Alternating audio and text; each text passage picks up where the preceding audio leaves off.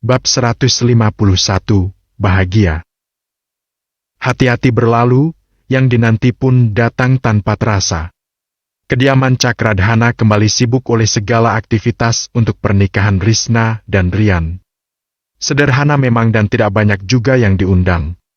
Hanya tetangga rumah juga kerabat dekat. "Nek, aku gugup banget," ucap Rian mengeluh di depan cermin besar di kamarnya. Ia berlatih mengucapkan ijab kabul untuk acara yang akan dilaksanakan beberapa jam lagi. Wajah pucatnya tak dapat ditutupi, menjelaskan bagaimana keadaan hatinya saat ini. Dia benar-benar gugup. "Kamu berhak gugup. Semua orang akan gugup di saat-saat kayak gini. Jangankan pengantin laki-laki, yang perempuan juga pasti gugup," sahut nenek sambil mengelus pundak cucunya. Mendengar hal tersebut, Rian menoleh ke belakang, mendongakkan kepala menatap wajah nenek. "Beneran, Nek? Apa Risna juga gugup kayak aku? Dia, kan, udah pernah nikah?" tanya Rian antusias. Benarkah Risna merasa gugup? Padahal ini pernikahan kedua baginya.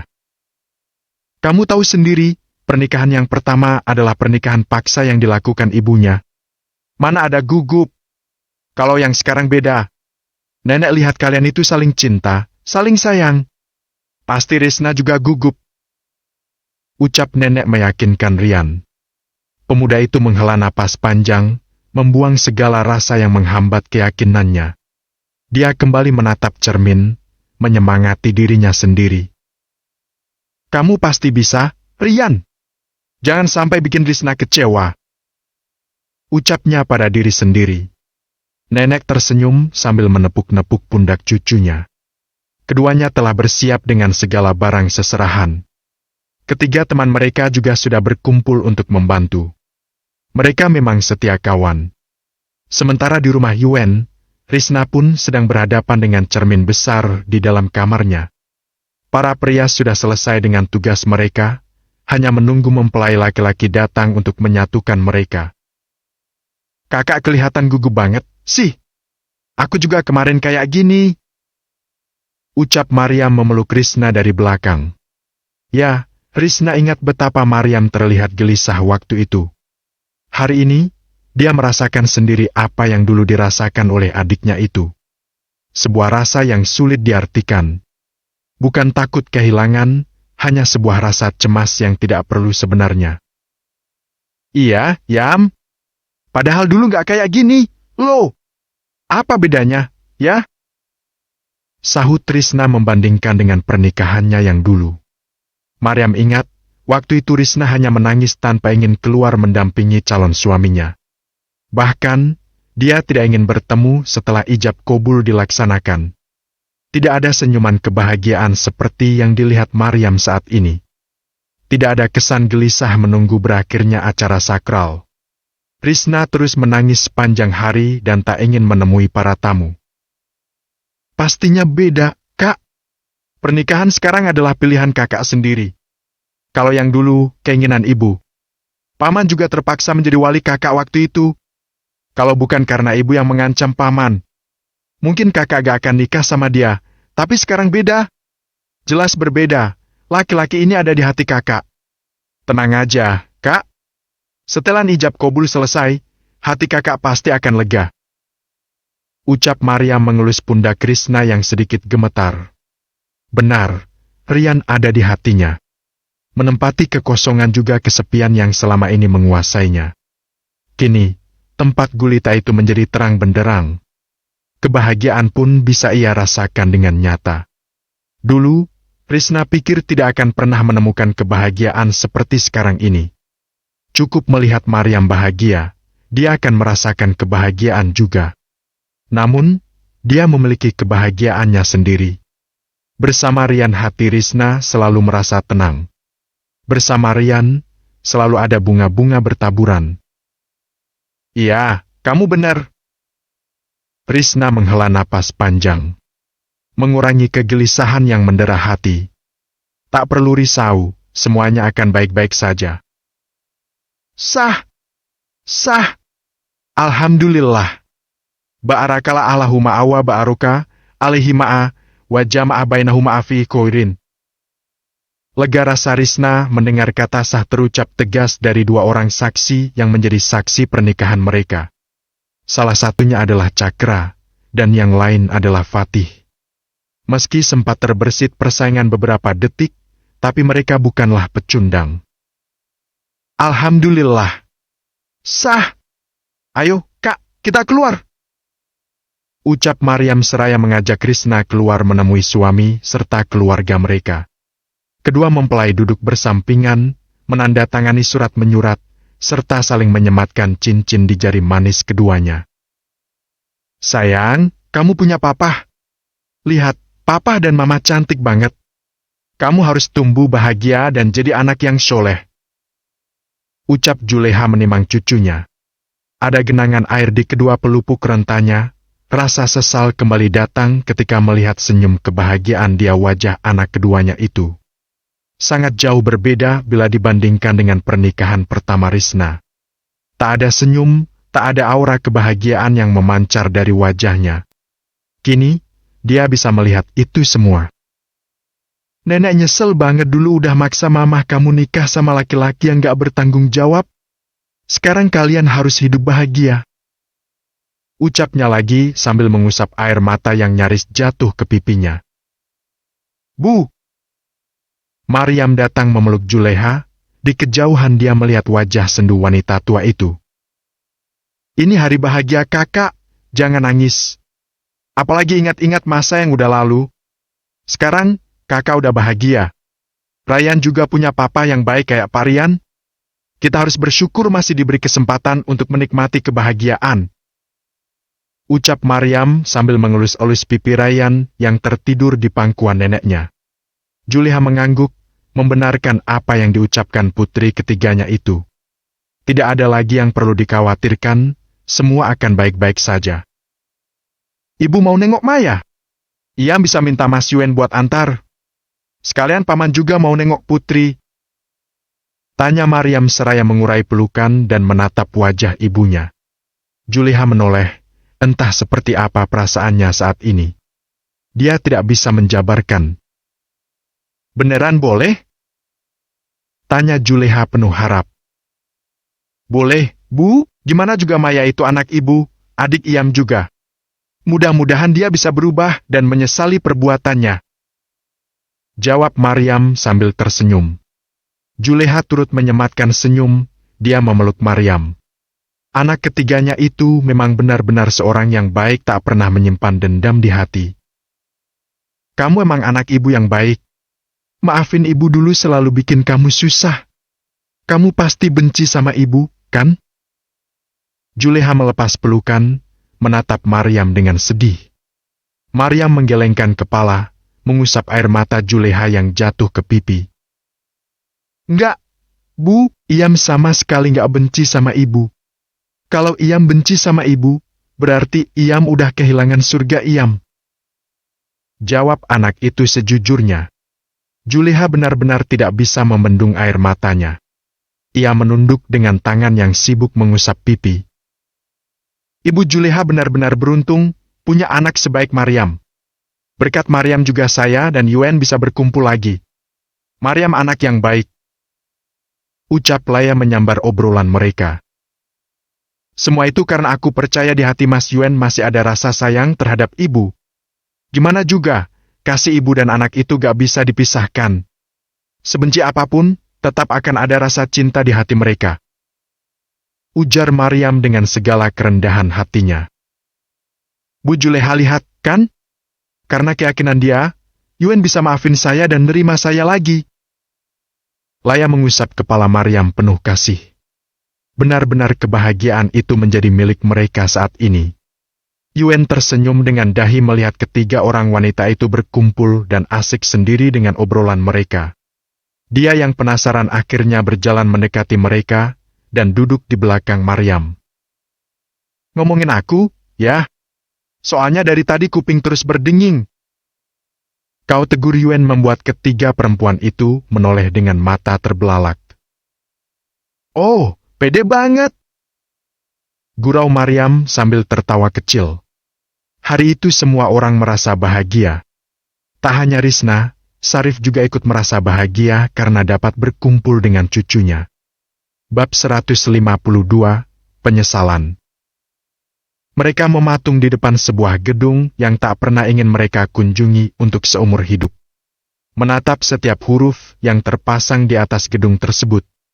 Helaan napas panjang terhembus dari Sarif yang saat itu datang tanpa membawa cucunya.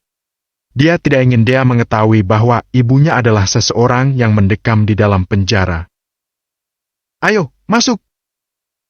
ajak Yuen kepada mereka semua. Juleha digandeng Maryam, Sarif dan Yuen melangkah beriringan memasuki gedung tersebut. Lapas wanita di mana Maya dan Putri dipenjara. Mereka masuk ke dalam ruangan, menunggu kedatangan dua wanita itu di ruangan berbeda. "Maya! Ibu!" Maya berjalan dan bersimpuh di hadapan mereka. Menangis terseduh-seduh menyesali semua perbuatannya. Sungguh, kali ini dia benar-benar menyesal. "Maafin Maya, Bu, maafin Maya, Kak. Maya sadar, Maya udah salah selama ini. Maya udah jahat sama kakak, sama ibu juga. Ampuni Maya, Bu, Kak. Maya rela dipenjara buat nebus semua kesalahan Maya, yang penting kalian mau maafin Maya." Ucap gadis malang itu dengan air mata berderai. Beberapa hari tinggal di lapas, sudah membuat Maya menyadari kesalahannya. Maryam tidak pernah berbuat jahat padanya. Justru dia mengalah melepas pendidikan demi Maya bisa dapat kuliah dan menjadi orang yang sukses. Satu persatu dia mengeja kesalahannya dan menghitung kebaikan Maryam. Sungguh, tidak terhitung dan Maya tidak akan pernah bisa membalasnya. "Kakak nggak pernah jahat sama Maya, tapi Maya selalu iri sama kakak. Maya nggak pantas jadi adik Kak Iyam. Maya nggak masalah kalau harus ninggalin kalian. Maya mau dimaafin." Lanjut gadis itu lagi dengan penuh penyesalan. Juleha menghampiri anak bungsunya itu. Dia bersyukur jika Maya sudah menyesali perbuatannya dan mau memperbaiki semuanya. "Bangun, Nak! Duduk dulu!" ajak Juleha seraya memapah Maya untuk duduk di kursi berhadapan dengan Maryam. "Kamu benar-benar udah tahu salah kamu di mana?" tanya Maryam sembari menelisik wajah Maya. "Aku tahu, Kak. Aku udah tahu kesalahan aku. Aku juga terima hukuman ini. Tapi tolong maafin aku, Kak. Aku nggak masalah kalau harus pergi dari hidup kakak sama ibu. Aku nggak apa-apa." Jawab Maya sambil menggelengkan kepala menatap Maryam dengan serius. Juleha di sampingnya mengelus-elus pundak Maya. Apa yang dilakukan Maya dulu ada perannya berlaku. Maryam menggenggam tangan adiknya dengan hangat. Dia melihat penyesalan di wajah itu. Bagaimanapun mereka tetap kakak adik meski tiri. Terlahir dari rahim yang sama. "Alhamdulillah. Kakak senang kalau kamu udah tahu kesalahan kamu dan menyesalinya. Mudah-mudahan hukuman ini bisa kasih kamu pelajaran yang berharga. Kakak juga berharap ke depannya kamu akan hidup lebih baik lagi. Gak bergantung terus sama orang lain."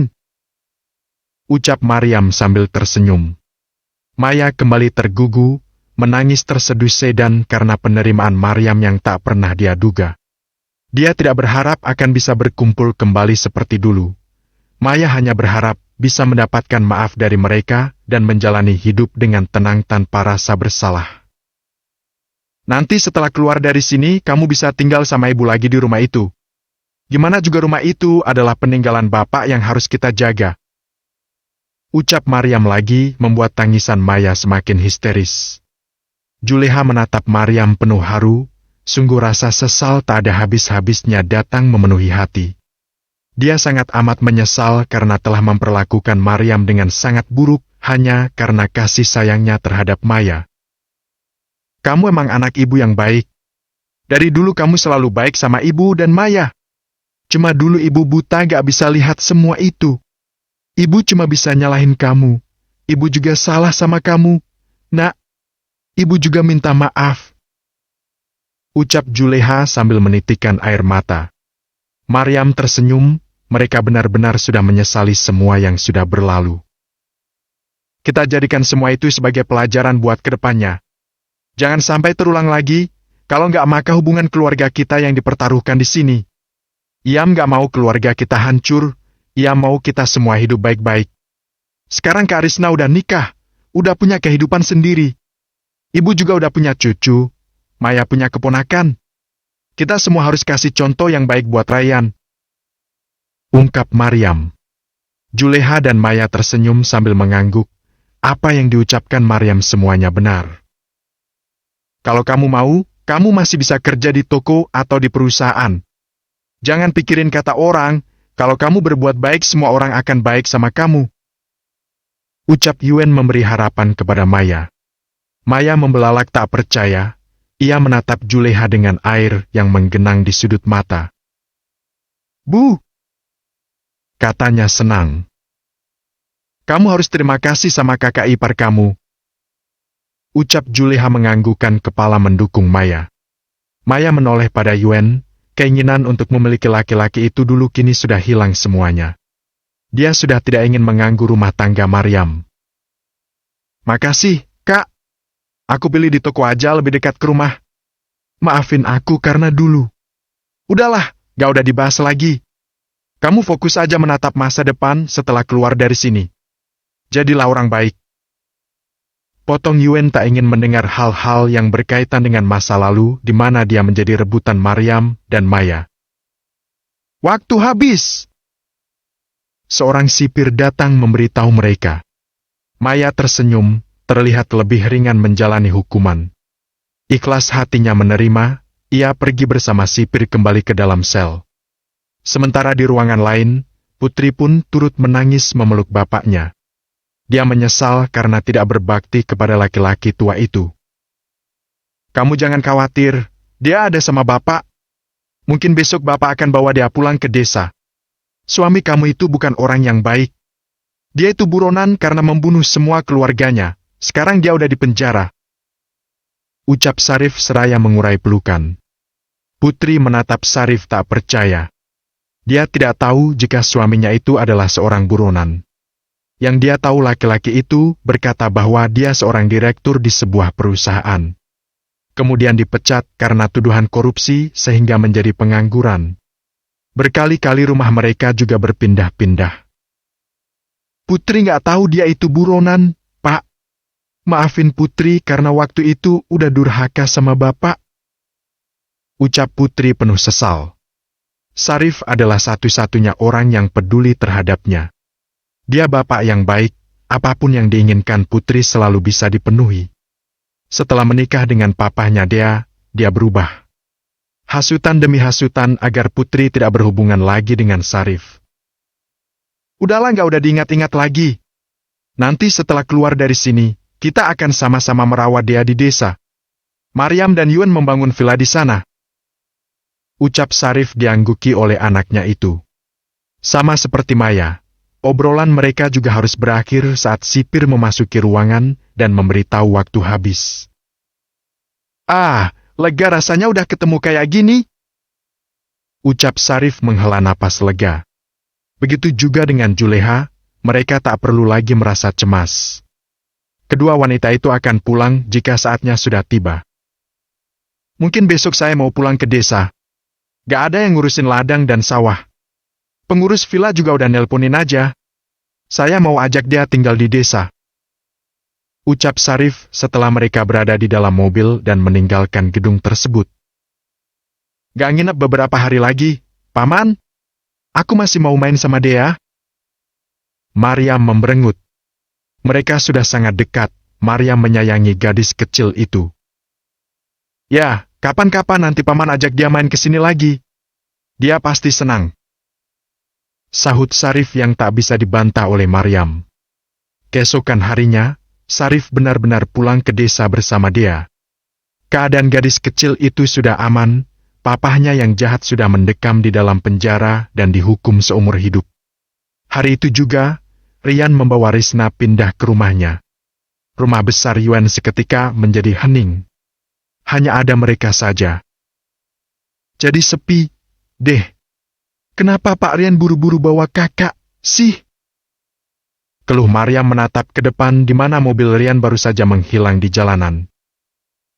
Jangan sedih, kita bisa main kapan aja ke rumahnya. Nggak jauh, kok. Ucap Yuen menenangkan hati istrinya. Tuh, ada ibu datang. Jangan murung.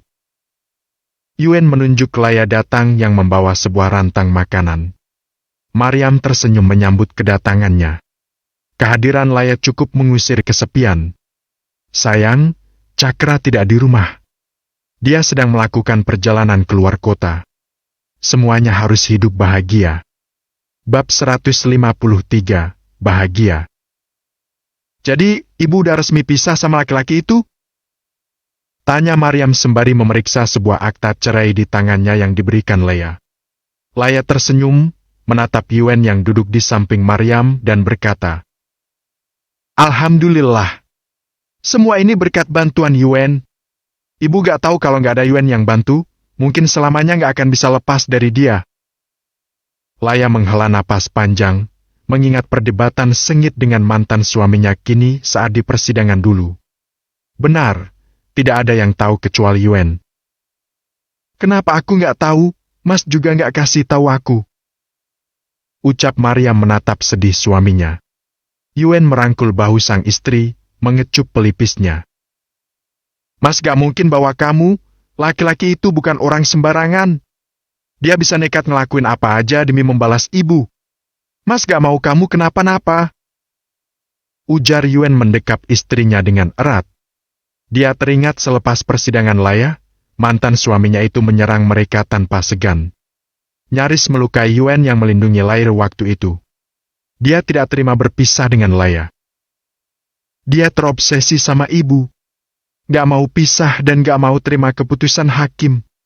Aku baru tahu kalau kehidupan ibu selama ini begitu menderita. Laki-laki itu jahat sama ibu, selalu nyiksa ibu. Sekarang berpisah, Mas sudah tenang. Ibu gak akan disakiti lagi. Lanjut Yuen menatap Laya yang tercenung mendengarkannya. Maryam tidak terkejut karena pernah melihat secara langsung bagaimana perlakuan suaminya terhadap Laya. Aku tahu. Tahun itu aku lihat secara langsung ibu dianiaya suaminya. Waktu itu aku nggak tahu kalau kita berjodoh dan akan berkumpul jadi keluarga. Takdir memang penuh misteri. Ungkap Maryam membuat Yuen mengernyit heran. Kalian pernah ketemu? Tanyanya tak percaya. Iya, waktu Maryam masih sekolah dulu. Itu udah lama banget. Karena itu juga kebencian ibu sama menantu pilihan ayah kamu. Jadi pusar setelah melihat siapa menantu ibu. Ternyata gadis baik yang waktu itu nolong ibu. Ujar Laya. Yuen tersenyum, kepalanya menggeleng kagum menatap bergantian kedua wanita yang amat dia sayangi itu. Dalam hati dia bersyukur dan berterima kasih kepada ayahnya karena telah mencarikan jodoh yang tak terduga. Seandainya saja waktu itu dia memberontak dan pergi dari perjodohan, sudah dapat dipastikan dia tidak akan pernah bertemu dengan Maryam apalagi menikahinya.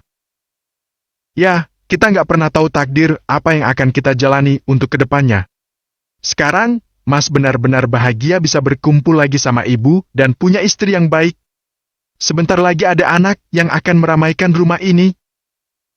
Ucap Yuen penuh syukur. Laya tersenyum tanpa beban. Diakui Yuen saja sudah membuatnya begitu bahagia. Dia tidak menginginkan apa-apa lagi selain berkumpul dengan anak dan menantunya. Harta sudah tidak penting lagi untuk Laya. Dia sudah meninggalkan kemewahan dan hidup dengan sederhana. Mendekatkan diri kepada Allah, memohon ampunan untuk segala dosa yang sudah dia lakukan. Kenapa ibu nangis? Yuen beranjak tempat duduk ke sisi Laya, mengusap air mata yang jatuh di pipinya dengan cemas. Laya menepuk-nepuk tangan Yuen, menatap anaknya sambil tersenyum. Tak ada lagi kesedihan, tak ada lagi penderitaan. Semua sirna karena sebuah keikhlasan. Ibu bahagia, nak. Akhirnya harapan satu-satunya ibu terwujud. Ibu gak minta apa-apa, ibu cuma minta di masa tua bisa kumpul sama anak dan menantu ibu. Ibu bahagia. Sahut Laya sambil memeluk Yuen, tangan kirinya melambai meminta Maryam mendekat juga. Ia memeluk keduanya dengan perasaan penuh cinta. Hari-hari bahagia Laya sudah datang meski tanpa suami yang mendampingi. Dulu, ibu takut gak akan bisa kumpul lagi sama kalian karena kebencian yang ibu kasih. Tapi rupanya Allah masih sayang ibu. Masih dikasih kesempatan buat berkumpul dan mencintai anak juga menantu ibu. Kenapa ibu harus sedih? Ibu bahagia. Lanjut Laya mendekat erat keduanya. Benar, semua itu adalah isi hati Laya. Dia bahkan tidak peduli pada Cakra yang tidak menyukai kehadirannya. Selama Yuen tidak mengusirnya, Laya tidak akan pernah pergi karena hanya berkumpul dengan anak yang dia inginkan. Bukan yang lain, bukan harta atau Cakra. Laya sama sekali tidak berharap Cakra akan kembali padanya. Kenapa ibu gak balikan lagi aja sama ayah? Celetuk Maria membuat Laya terdiam 1000 bahasa. Lalu, dia melepaskan pelukan dan menghela napas panjang. Baru saja memikirkan Cakra yang ingin mengusirnya dari rumah itu, Mariam justru berharap kembali. Itu sangat amat tidak mungkin. Kembali sama ayah kalian? Itu gak mungkin. Ibu gak berharap itu. Yang terpenting buat ibu bisa kumpul sama kalian. Itu udah cukup. Ibu gak mau serakah dan gak mau berharap. Laya menggelengkan kepala, menatap bergantian suami istri yang ada di kanan dan kirinya. Yuen tersenyum haru, Laya benar-benar sudah berubah. Tidak ada kebohongan di sorot matanya, semua jujur dari hati yang paling terdalam. Dia sudah pernah serakah, dan berakhir dalam penderitaan panjang yang tak pernah usai. Sakit batin dan lahir sekaligus. Juleha bersembunyi di balik sebuah dinding, tak berani untuk menampakkan diri. Dia masih terlalu malu berbincang banyak dengan Yuen karena kejadian dulu. Juleha kembali berbalik masuk ke dalam kamarnya. Tak ingin mengganggu mereka bertiga berkumpul dan berbincang. Udah sore. Ibu pulang dulu, ya? Laya berpamitan kepada mereka dan kembali pulang ke rumahnya. Pekerjaan sore sudah menunggu, mengangkat jemuran dan melipat baju adalah kegiatan Laya di sore hari setelah berkunjung dari rumah Yuen. Semua itu dia kerjakan dengan senang hati dan tanpa beban. Hidup sendiri tanpa bergantung pada orang lain memang menyenangkan. Jauh lebih menyenangkan daripada saat semuanya diatur oleh orang lain. Dia ingat betul bagaimana pakaiannya disiapkan pembantu sesuai dengan petunjuk dan keinginan mantan suaminya tanpa dapat membantah. Sekarang, dia ingin mengenakan apapun tidak akan ada yang mengatur. Beruntung sekali Yuen bergerak cepat dan mengirim laki-laki itu ke penjara. Dia bisa hidup dengan tenang tanpa takut ancaman. Satu-satunya ancaman adalah Cakra yang ingin mengusirnya. Salah paham yang gak berkesudahan. Di rumah Rian, nenek tersenyum melihat cucu dan istrinya yang sedang mengasuh Ryan. Meski tidak berpengalaman, tapi Rian bisa menempatkan diri sebagai suami dan ayah dari anak Krishna itu. Kenapa tiba-tiba nangis? Rian cemas. Dia mau menyusu. Kamu bisa pergi dulu gak? Ucap Laya memelas. Kenapa aku harus pergi? Apa aku gak boleh lihat dia menyusu? Rian bertanya polos. Krishna memukul lengan suaminya kesal. Apa dia tidak tahu atau hanya berpura-pura tidak tahu? Kenapa kamu mukul aku? Cepat tuh dia nangis terus. Pekik Rian menunjuk Ryan yang menangis semakin kencang. Bener kamu mau lihat? Krishna memastikan dengan malu-malu. Ya udahlah, udah nikah juga. Dia sekarang suami aku, udah sewajarnya, kan? Krishna bergumam di dalam hati, melirik Rian yang sibuk mendiamkan bayi itu. Perlahan, Krishna menyibak kerudung yang menutupi dadanya. Membuka satu demi satu kancing baju di dada dan mengeluarkan isinya. Rian membelalak, napasnya tercekat. Astagfirullahaladzim. Rian menutup wajahnya dengan kedua tangan. Krishna terkekeh, bayi itu sudah tidak menangis lagi. Katanya mau lihat, sekarang malah sembunyi. Ejek Krishna pada suaminya. Aku nggak tahukah kalau maksudnya itu? Ucap Rian terbata-bata karena gugup. Risna membuka kedua tangan sang suami yang menutupi wajahnya. Gak apa-apa. Nanti juga kamu bakalan lihat semuanya. Itu juga kalau kamu udah siap. Ucap Risna lembut. Melihat keintiman itu, nenek beranjak meninggalkan mereka. Pergi ke halaman belakang bertemu dengan bibi. Rian membuka kedua tangan, meneguk selaiva dengan susah payah. Peluh sebesar-besar biji beras bermunculan, membasahi leher. Meski tak terlihat karena Risna menutupi dadanya dengan kerudung, tetap saja Rian bisa membayangkan itu semua. Gak pakai formula? Tanya Rian penasaran. Formula kurang bagus. ASI aku banyak, kok dia nggak kekurangan. Jadi, papa nggak usah buang-buang uang beli susu formula.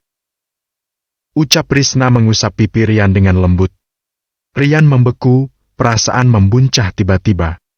Apa yang terjadi padanya? Kenapa hati tiba-tiba ditaburi bunga-bunga? Risna terkekeh, seperti yang diharapkan dari seorang pemuda yang tak pernah berhubungan dengan perempuan.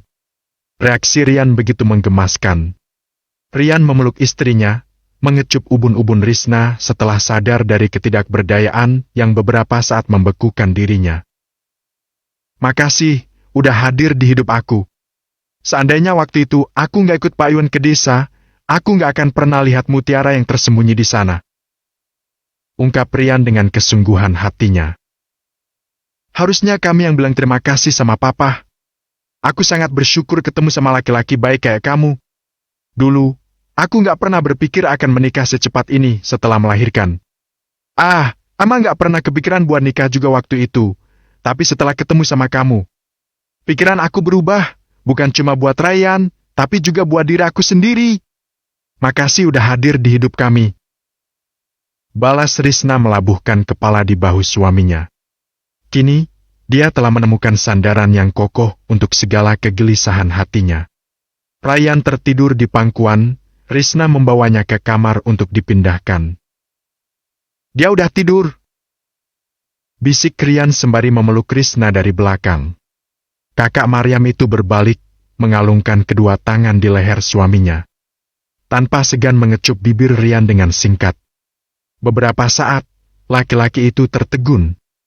Tak bereaksi. Dia membeku karena perlakuan Risna yang tak terduga. Dia membalas, menyerang dengan ganas. Matahari siang itu menjadi saksi penyatuan cinta mereka. Beberapa bulan berlalu, kehamilan Maryam semakin jelas terlihat. Perutnya membesar, Yuen lebih sering menghabiskan waktu di rumah daripada di kantor. Laya akan datang berkunjung setiap hari untuk menemani Maryam. Bersama Juleha memberikan kekuatan. Siang itu, Laya sedang menyiapkan cemilan yang dia buat untuk dibawa kepada Maryam. Saat seseorang mengetuk pintu, membuatnya terburu-buru untuk membuka tanpa menaruh curiga. Laya tertegun di ambang pintu, melihat sesosok laki-laki yang tak pernah dia harapkan kedatangannya. Mau apa kamu datang ke sini? Kalau kamu mau ngusir aku, maaf aku nggak bisa pergi. Yuen yang minta aku tinggal di sini. Ketus Laya dengan segala prasangka buruknya. Cakra mengernyit, kedatangannya bukan untuk mengusir Laya. Lalu, dia tertawa kecil dan melangkah mendekati mantan istrinya itu. Laya waspada, mundur beberapa langkah dan bersiap menutup pintu. Namun, tangan Cakra terangkat dengan 3 buah paper bag yang menggantung. Ini buat kamu. Aku datang bukan untuk mengusir kamu. Cakra melangkah masuk setelah Lisa menerima tas belanja itu. Duduk di atas tikar yang digelar tanpa sofa. Laya melirik tak percaya, mulai mereka-reka praduga buruk yang selalu muncul di hatinya setiap kali melihat Cakra. Padahal aku udah bilang sama dia buat beliin rumah yang lebih besar lagi. Ini terlalu sempit buat kamu. Ujar Cakra menatap sekeliling rumah dengan tak percaya. Laya tersenyum malu, menundukkan kepala sebelum beranjak masuk ke dalam. Membuatkan secangkir kopi untuk mantan suaminya itu. Ia melirik tas belanja di atas meja, tersenyum lagi. Rumah ini sangat nyaman buat aku. Aku tinggal di sini aja. Gak usah pindah kemana-mana lagi. Ucap Laya seraya meletakkan cangkir kopi di hadapan Cakra. Cakra menatap lekat-lekat wajah tanpa riasan itu. Tetap cantik meski usia sudah menggerogoti kulitnya. Kamu berubah, ya? Pantas Yuen ngelarang aku buat nemuin kamu. Dia takut aku ngusir kamu dari sini. Ucap Cakra seraya mengangkat cangkir itu dan menyeruputnya sedikit. Laya tersenyum, entah seperti apa perasaannya saat ini. Ternyata kamu masih ingat seleraku, ya? Setelah bertahun-tahun kita nggak bersama. Ujar Cakra menatap mantan istrinya yang tersipu. Keduanya bernostalgia masa-masa lalu yang mereka lewati dengan bahagia sebelum badai itu datang menghancurkan semuanya. Kam, ada yang CLBK, nih. Suara gurauan di pintu membuat keduanya salah tingkah. Yuen dan Mariam datang mengunjungi Laya, sesuatu yang tak terduga. Bilangnya pulang malam, gak taunya ketemu mantan. Sindir Yuen seraya duduk bersama Mariam di hadapan ayahnya. Cakra tersenyum, menghela napas panjang mengurai rasa malu. Apa salahnya menyambung silaturahmi lagi, kan? Ujar Cakra membelah diri. Ya. Mereka tertawa bahagia. Kehidupan sederhana penuh kebahagiaan itulah yang mereka inginkan. Bukan kemewahan dengan segala derita di dalamnya. Semoga semuanya hidup dengan damai dan bahagia. Amin.